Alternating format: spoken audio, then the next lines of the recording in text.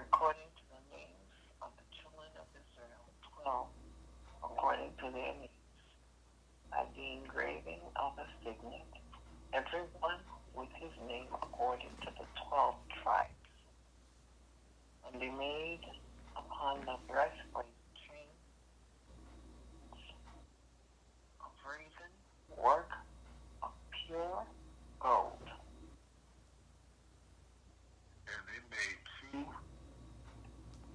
two ouches of gold and two gold rings, and put the two rings in the two ends of the breastplate. And they put the two wreathen chains of gold in the two rings in the ends of the breastplate.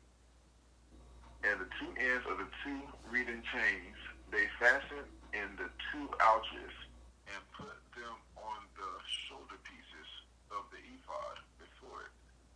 And they made two rings of gold and put them on the two ends of the breastplate upon the border of it, which was on the side of the ephod inward. And they made two other golden rings and put them on the two sides of the ephod underneath, toward the forepart of it, over against the other coupling thereof, above the curious girdle of the ephod. Mercy.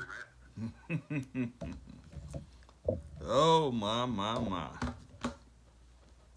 So we just finished reading Exodus chapter 39. We started at verse 6, and I will be picking up at verse 20 and 1.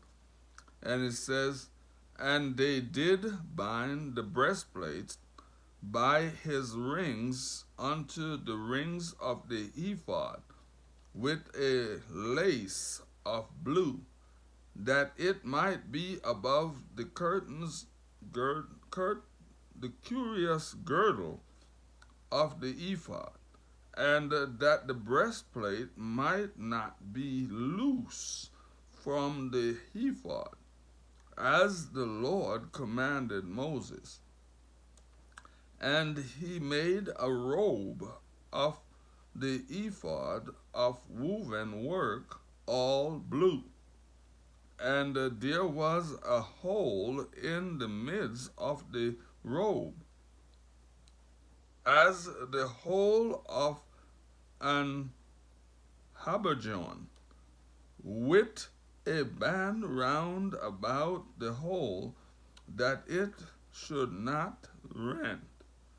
And they made upon the hems of the robe pomegranates of blue and purple and scarlet and twined linen.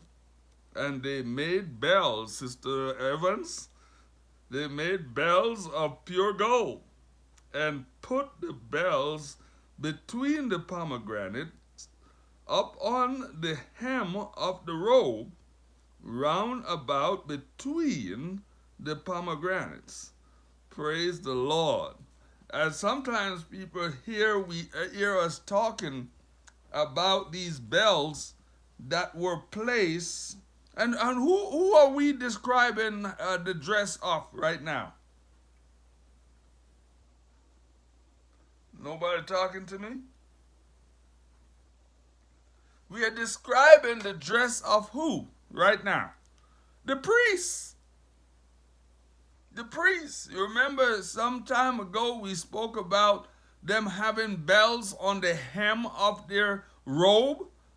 And the bells were there for a reason. Anyone knows what the reason of the bells between the pomegranates?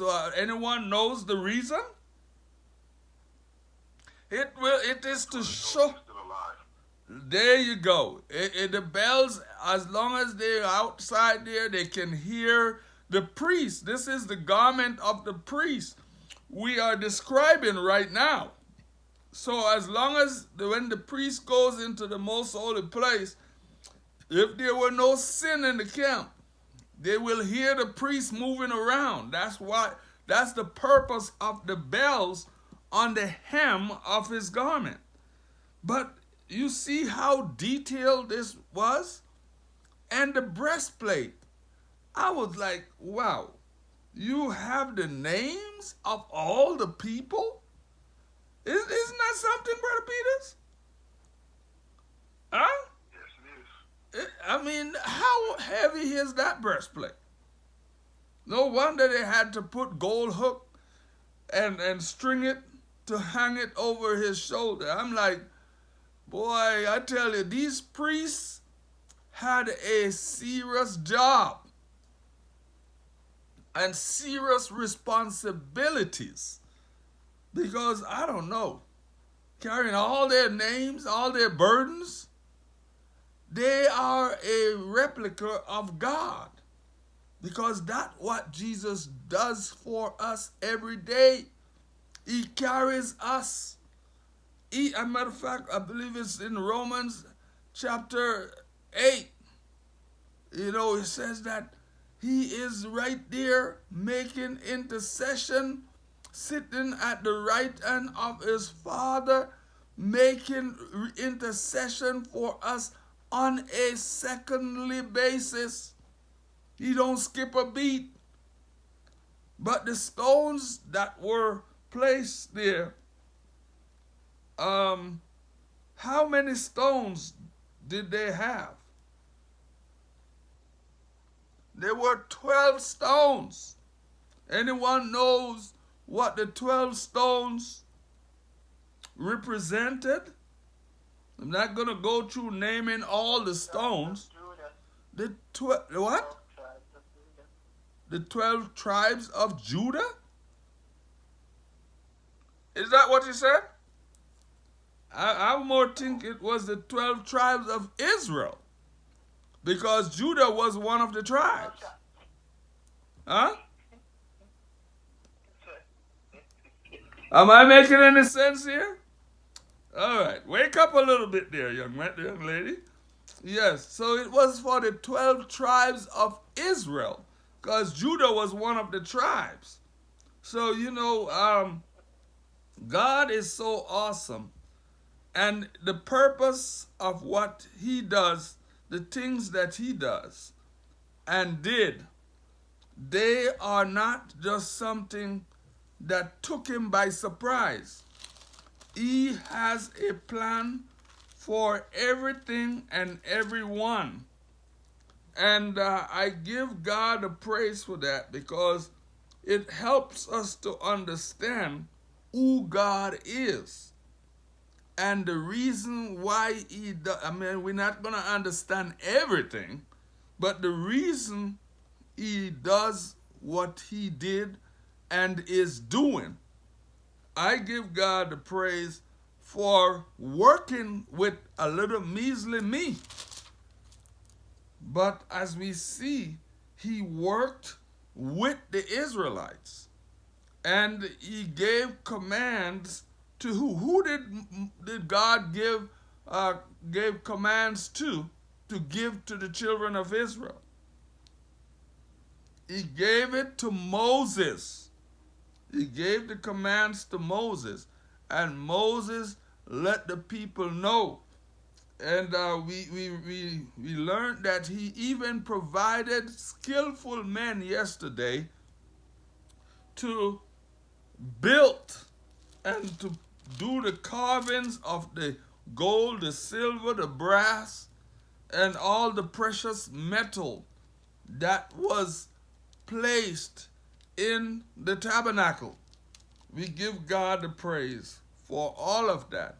The same God with the same specification back then is alive today and working in our hearts with specification, letting us know what he wants us to do. Let us make sure that we pay attention so that when he returns, we will hear the words, "Well done, good and faithful servant.